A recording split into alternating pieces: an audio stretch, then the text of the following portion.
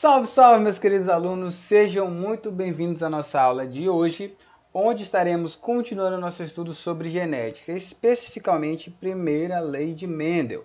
Na última aula a gente viu o enunciado dessa lei e como se aplicava ela atualmente, né? Agora, conforme prometido, eu vou fazer o apanhado histórico de como Mendel, esse querido monge augustiniano aqui, chegou a esse enunciado da lei, né? O experimento dele e a conclusão dela aplicada em alguns exercícios, beleza? Então vamos com calma, vamos de boas, vamos tranquilamente passear por esse conteúdo aqui. A primeira lei de Mendel acerca das noções gerais, ela foi enunciada por Gregor Johann Mendel, que era um monge agostiniano, ou seja, ele era da corrente de estudos de Santo Agostinho, e esse pessoal ficava num monastério, né, que é um lugar assim, onde eles ficam estudando matemática, física, hebraico, latim. Então, o Gregor Mendel ele era muito inteligente, ele estudava muito. Que nasceu aqui no ano de 1922, mas que desenvolveu seus trabalhos na década de 1850. Ficou aí diversos anos, 1940, 50, 60, produzindo seu trabalho. É esse querido monge aqui, nascido na Áustria, e que a sua biografia é muito bem contada até no livro DNA, do James Watson. Esse livro é muito bom mesmo, e do Crick, que foram os dois, né, dois que receberam o prêmio Nobel pela descoberta da estrutura do DNA. Então eles fazem um apanhado geral ali acerca da história do Mendel e de como o desenvolvimento da genética chegou até, por exemplo, a eugenia na Segunda Guerra Mundial, fato esse que justificava ali para os nazistas, né, o extermínio de judeus, etc. Então, eles fazem essa descrição na história de como a primeira lei de Mendel influenciou nos estudos da genética, que serviu de base ali para a eugenia, que foi utilizada ali muito fortemente na Alemanha nazista, lá nos campos de concentração. Beleza? Mas a história do Gregor Mendel, Mendel, agostiniano, estava ali estudando, e ele era muito bom no que ele fazia, que era estudar matemática e etc. E o sonho dele era ser professor de física, só que ele não conseguiu, né? E toda vez ele reprovava na prova específica para ser professor, então ele acabou dedicando sua vida ao magistério. Ele dedicou a sua vida a fazer esses experimentos aqui, ó, com ervilhas de cheiro. Beleza, então ele estava muito interessado de como se estudava, pessoal, essas características de pai para filho. Como eram repassadas as características de pai para filho. Tudo bem? Ele utilizou essa plantazinha aqui. Professor, mas por que ele utilizou essa planta? É o seguinte, antes ele estava utilizando ratos, né? Conta-se que ele estava utilizando ratos. Só que era muito ruim ficar colocando um monte de rato lá para ficar copulando. Ele morava num monastério, né? Então chegou o abade lá e disse assim, rapaz, é o seguinte, eu não quero ver esses ratos aqui copulando aqui dentro. Então dá um jeito aí de se livrar desses ratos. Aí ele começou a trabalhar com planta, que ele era um ótimo horticultor. E escolheu as ervilhas de cheiro. Mas por que essas ervilhas? Bom, tá aqui as vantagens. O cultivo dela era muito fácil, porque ela é uma planta baixa, ela é uma planta não muito alta ali. Diferentemente se ele quiser plantar uma mangueira, um cajueiro, por exemplo, um pé de pitomba, sei lá. Não, ele plantou ervilha de cheiro. Por quê? Era pequena, fácil o cultivo, ela consegue produzir muitas sementes, que são essas aqui, as ervilhas, ó. Então a planta é esse adulto aqui, ó, que tem como fruto essa vagem, e dentro da vagem tem aqui, ó, essas ervilhas, que se você plantar, dá esse indivíduo aqui. A planta ela se autopoliniza, né? Então ela gera o pólen que cai lá na flor, que faz com que se reproduza e constitui esse aqui como se fosse o embrião, né? A semente é o embrião da planta. Então ela cresce novamente e fica se autoproduzindo. Isso aqui é muito importante lá no estudo da genética, que a gente vai já ver por quê. Ela tem um ciclo de vida curto, ou seja, de 1 ano mais ou menos. Então assim, de uma geração para outra, é 1 ano. Então ele plantava aqui, depois de 1 ano ele tinha lá a primeira geração, depois de 1 ano ele tinha a geração. Isso fez com que o trabalho de Mendel, por mais que não tenha sido reconhecido na época, ele passou mais de 6 a 8 anos plantando ervilha, saca? 6 a 8 anos plantando ervilha e anotando e contando ervilha e contando não sei o que. Ah, ervilha verde, ervilha alta. Ele passou 8 anos da vida dele fazendo isso aqui. Então, meu filho, dá pra tu aprender, né? Se o cara passou 8 anos dedicando a vida dele a estudar isso aqui, quem somos nós, né? Vamos passar aí 1 mês até a gente aprender isso aqui, beleza? E as características dela são muito contrastantes, porque ou ela é verde ou ela é amarela. Ou ela é alta ou ela é baixa. Ou ela é lisa ou ela é rugosa. Então é muito fácil ver, não existe meio termo assim. Então dá para ver facilmente quais são as características a serem analisadas. Então, ela é fácil cultivada, né? Pequena, etc., pequeno porte. Ela produz muitas sementes, ela tem um ciclo de vida muito curto e fácil identificação das características. Isso fez com que Mendel escolhesse a ervilha de cheiro, beleza? E realizasse todos os seus experimentos e chegasse, portanto, ao enunciado da primeira lei. O que ocorre, pessoal, é que isso aqui já caiu em prova, viu? Então anote aí, ó, tome nota. Eu vou até mostrar para vocês uma questão que cobrou isso aqui, beleza? Das vantagens de utilizar a ervilha de cheiro. Como for esse experimento? Ocorre que ele estava lá e disse o seguinte, olha, eu vou plantar só ervilha verde. E plantou ervilha verde, ervilha verde, ervilha verde, verde, verde, verde, verde. Chegou um ponto em que todas as ervilhas só nasciam verde. E ele disse, ó, essa planta aqui é pura. Essa aqui eu vou dizer que ela é pura. Porque ela fica se autopolinizando, então só dá verde. Verde, verde, verde, verde, beleza. Só que tem essa outra aqui. Essa outra aqui é amarela. E ela só gera fruto amarelo. Ó, até aqui tem duas verdinhas? Não, é tudo amarelo. Verde, verde, verde, verde, é verde. Amarelo, essa aqui só nascia amarelo. Então, como ela só nasce amarelo, ele disse que essa aqui ela é pura. Então, primeira coisa, ele tinha dois tipos de planta. Ele analisou uma característica de vez. Então, tinha alta, tinha baixa, tinha lisa, tinha rugosa. Ele disse, Deus me livre, né? Ele fez o sinal da cruz e disse, vou colocar o amarelo desse lado e o verde desse lado. Não foi assim, mas é como se fosse. Beleza. Aí o que foi que eu falei para vocês agora há pouco? Eu disse que essas plantas elas têm a capacidade de se autorreproduzir. Elas se autofecundam, autopolinizam, né? Ele veio o seguinte, rapaz, o que acontece se eu pegar o pólen da verde e colocar na amarela? Se pergunte aí, o que acontece se eu pegar o pólen da verde e colocar na amarela? Não sei, professor, não sei. Mas o que você acha que vai acontecer? Vai nascer verde ou vai nascer amarelo? Ah, professor, eu acho que vai nascer os dois. E aí Mendel fez esse experimento. E nasceu todo mundo amarelo. Aí você, não, impossível, professor. Como assim nasceu todo mundo amarelo? Pois é, nasceu todo mundo amarelo. E aí ele ficou, né, todo mundo observava isso aqui na época, ficava assim, eu acho então que o verde foi destruído pelo amarelo. Essa geração aqui, ele disse, olha, essa aqui era pura, verde pura, amarelo pura. Na hora que eu misturei, saiu um híbrido, ó, híbrido. Essa aqui é uma planta híbrida, né? Vou colocar tudo normalzinho aqui, certo? Pois bem, ele deixou lá e disse o seguinte, ó, vou dar um nome para essas aqui, ó, para poder diferenciar, eu vou dizer o seguinte, ó, essa aqui, que são os pais, eu vou chamar elas de parentais. Então, chamou de geração parental, ou geração P. Essa aqui é a filial, geração F. Beleza, então ele viu lá o experimento, nada demais, todo mundo chegava nessa conclusão, só que aí ele pensou, o que acontece se eu pegar essa amarela e deixar ela cruzar com uma outra amarela que seja híbrida? Veja, eu não vou misturar essa amarela híbrida aqui, ó, com essa pura, não. Eu vou pegar elas aqui, colocar em outro lugar e vou deixar elas gerarem as ervilhas. O que é que vai acontecer? Espírito investigativo. Então, quando ele fez isso, o que é que vai nascer? Bom, ele está plantando só amarela, é híbrida, mas só amarela. O que é que vai acontecer, pessoal? Vai nascer quem? Ele pegou essa amarela aqui, ó, pegou uma amarela e deixou cruzar com o amarelo. O que é que você acha que vai acontecer? Vai nascer só amarelo, né, professor? É isso. É isso que ele achou que ia acontecer. É isso que você, aluno, achou que iria acontecer. Mas o que aconteceu é que, em vez de nascer amarelo, para cada 3 amarelos, nascia uma verde de novo. Não, professor, impossível. Isso aqui é impossível, não tem como isso aqui acontecer. Pois é verdade.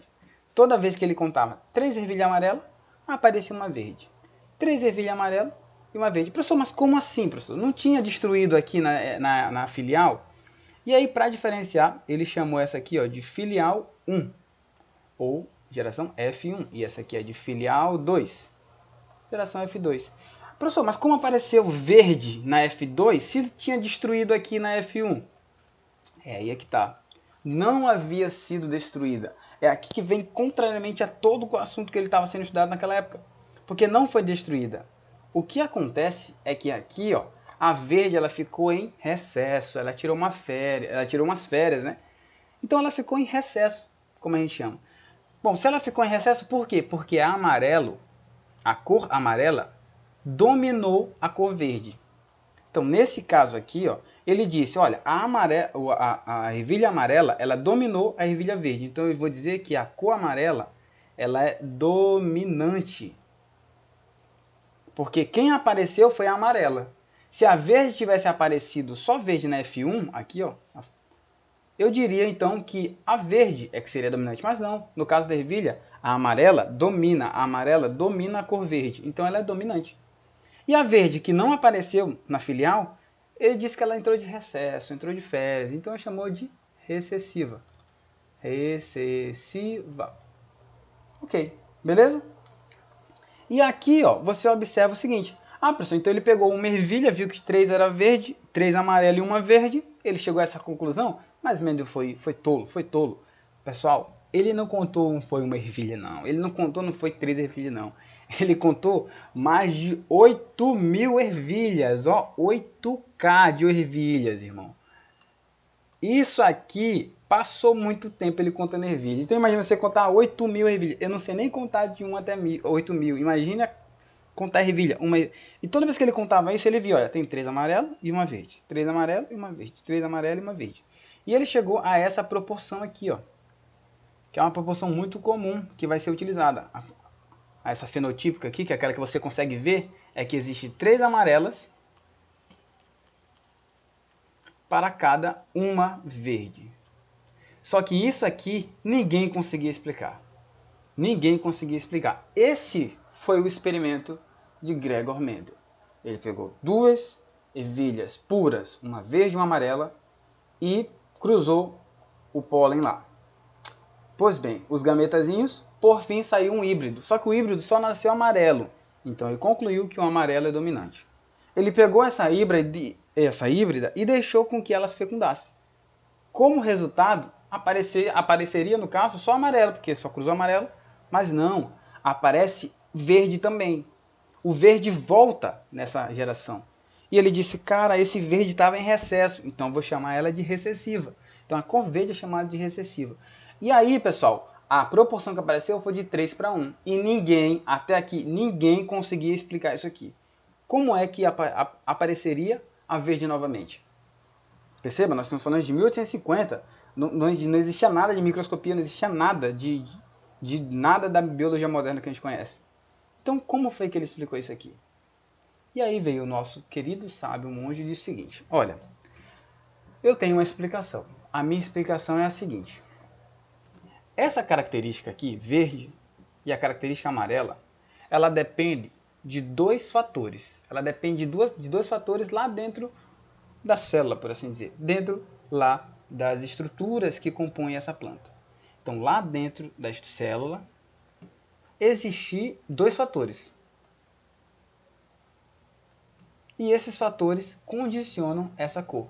Perceba, gente, que Mendel nem sabia que tinha cromossomo. Isso aqui a gente viu na nossa aula de cromossomos. Ele deu um tiro no escuro tão grande. Então ele disse, olha, a cor amarela depende de 2 fatores. Pois bem, então ó, a cor verde, ó, verde. Então aqui, nessa célula, na célula da ervilha verde, tem um fator dizendo, olha, a cor dela é verde. E existe outro fator dizendo, a cor dela é verde. Lá na planta amarela, tem um fator dizendo assim, a cor dela é amarela. E tem o outro fator dizendo, a cor dela é amarela. Por isso, olha, por isso que é verde, porque só tem a característica da cor aqui, ó, dizendo que é verde, e só tem aqui dizendo que é amarelo. Ele disse o seguinte, olha, tá certo. A célula não, né? Dentro da célula existem 2 fatores que condicionam essa característica. Mas a minha opinião é que quando elas vão gerar os gametas, eles se separam, ó. Então no caso aqui, ó, se esse aqui for o macho, vai gerar um espermatozoide aqui, ó, que tenha essa cor verde.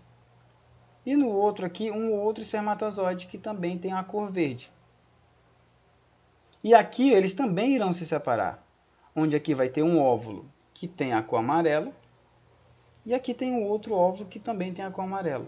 Ele foi explicando dessa forma e disse, olha, eu acredito que lá na formação dos gametas essas características elas se separam. A característica, que é constituída por esses fatores se separam. Esses fatores se separam. E aí, no caso, a partir disso, é possível com que eles cruzem. Porque essa planta verde, ela consegue produzir 2 gametas, verde e verde. E essa planta amarela consegue produzir 2 gametas, amarelo e amarelo. Perceba que agora, é possível explicar isso aqui? Vamos ver. Essa foi a proposta dele. Ele disse, as características, percebam, as características, aqui ó, as características, vou até colocar lá em cima lá. As características, colocar aqui ó, características.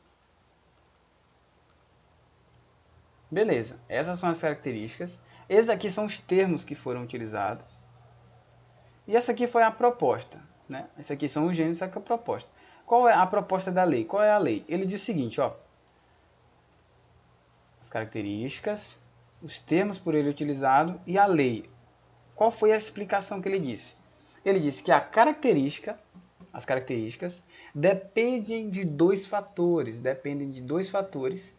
e esses 2 fatores eles se separam, eles se segregam lá na formação dos gametas. Isso aqui é a gametogênese, é o que a gente estudou, gametogênese, certo? E aí vamos ver se a gente consegue explicar a filial 1 e a filial 2 só com base nisso aqui. Vamos lá, pessoal, ó. O que acontece se eu cruzar esses dois aqui? Bom, acontece que se eu juntar ó, um verde, perceba, eu tenho que escolher um verde, eu tenho que escolher um desse lado e um desse. Se eu escolher um verde e um amarelo, vai ficar assim, ó, esse ser da filial, lá dentro da célula dele, tem que ter um verde e um amarelo, porque um tem que vir de um pai e o outro tem que vir do outro pai. Ó, aqui. Então ele vai receber, de um dos pais ele vai receber metade, que aqui é o verde, e o outro ele vai receber da mãe, aqui ó, amarelo. Certo? Tá, professor, mas e por que ele é amarelo, já que ele tem amarelo e verde? Simples, olha aqui, ó, com base na explicação dele, o amarelo, que é essa cor aqui, ó, o amarelo, ele é dominante. Então, esse amarelo, ó, ele vai dominar o verde. Ele vai dominar o verde.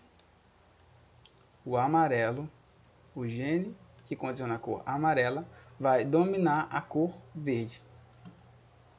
Por isso que todo mundo nasce verde, porque só pode sair, ó, só pode vir, ou vai ser esse verde ou esse, ou vai ser esse amarelo, então todos vão ser amarelo e verde, amarelo e verde, amarelo e verde.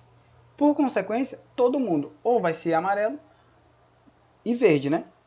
Então, no caso, quem é que vai aparecer? Como o amarelo sempre domina, o vermelho, o amarelo sempre domina, só vai aparecer todo mundo amarelo. Por isso que na F1 aqui, ó, todo mundo é amarelo, todo mundo é amarelo. Por quê? Porque o amarelo domina o verde. Tá, professor. Isso aí é fácil. Consegui explicar a primeira parte. Será que o Mendel consegue explicar a segunda? Vamos ver. Vamos ver. O que é que ele me diz? Ele me diz que essa planta aqui, a amarela, ela também vai segregar isso aqui, ó. Ele disse que a característica amarela depende de 2 fatores que se separam lá na gametogênese. Então, ele vai gerar aqui um óvulo verde e um óvulo amarelo. Né? Ó, um amarelo e um verde. Eu espero que vocês tenham calma, porque eu estou fazendo bem devagar aqui, beleza? O verde. O que acontece? Tá, professor, e agora, como é que eu faço para explicar isso aqui? É bem simples, e eu vou fazer bem devagar. Ó, acontece que eu vou chamar esse aqui, ó, o dominante, eu vou chamar de uma letra maiúscula. Pode ser? Eu vou chamar aqui, ó. O dominante aqui, ó, eu vou chamar de A maiúsculo. O dominante, A maiúsculo. E o recessivo eu vou chamar de A minúsculo. Tudo bem? Então aqui, ó, como o amarelo é dominante, o dominante eu vou dizer, como ele tem 2, eu vou dizer assim, que ele é A. Porque é dominante, porque o dominante a gente diz que é a letra maiúscula. E o recessivo eu vou dizer, ó, como eles são mandados pelo maiúsculo, quem é que vai mandado pelo maiúsculo? O minúsculo. Os dois são recessivos. Então, quem manda é azão, azão, porque os dois são dominantes. E aqui, como os dois são recessivos, azinho, azinho. Aqui não, ó. Aqui ele é, um é azão e o outro azinho. Então, quando ele se separa, vai ser azão e azinho.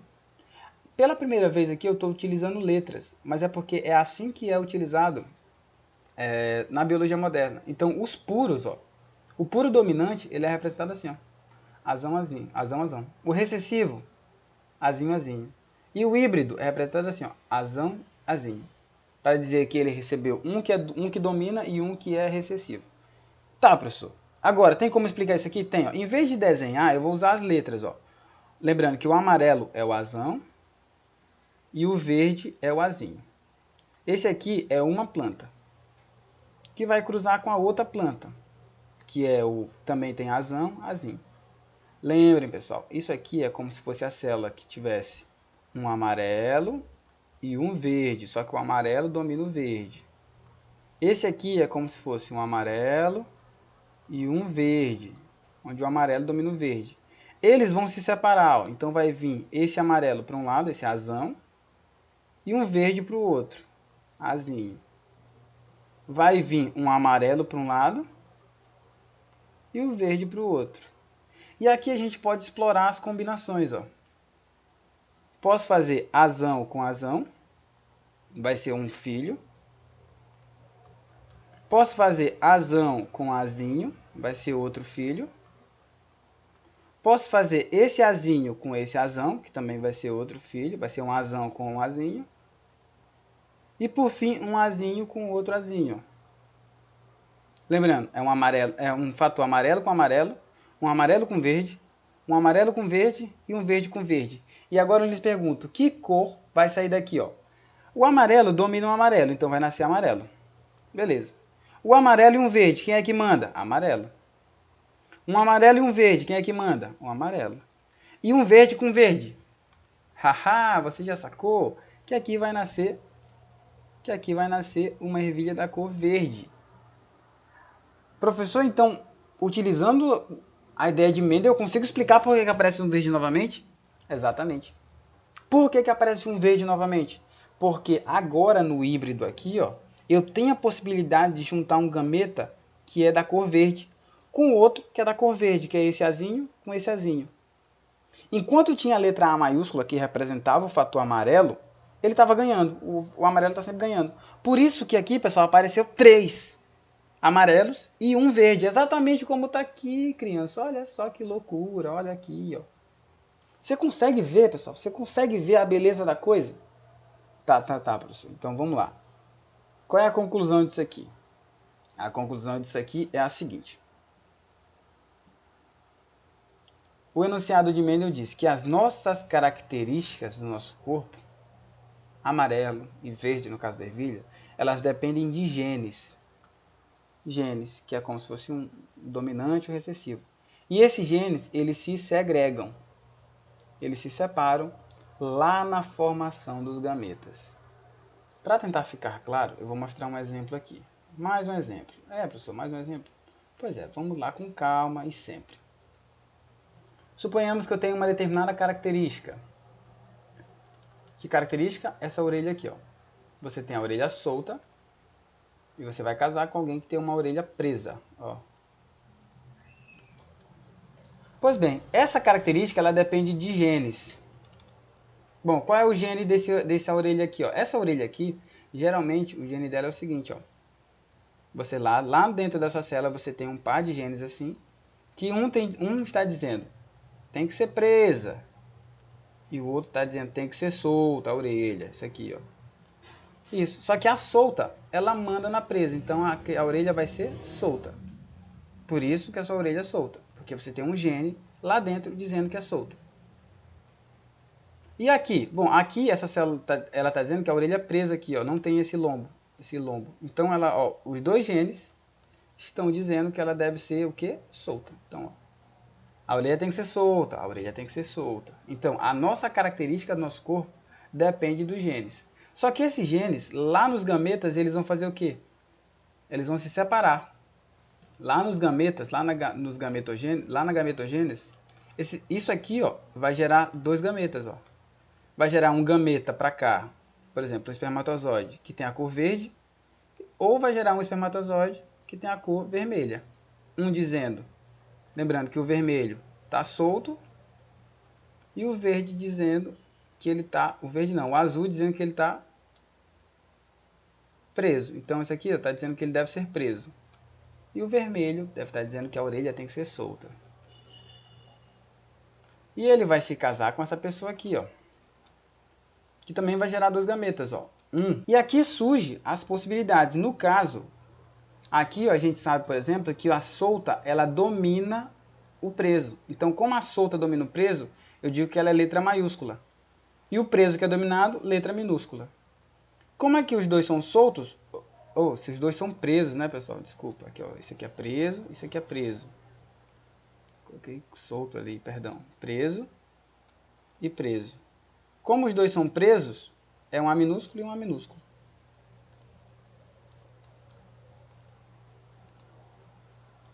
Pois bem, isso aqui ó, é o que a gente chama de cruzamento. Isso aqui, ó, a partir de então, é o que a gente chama de cruzamento.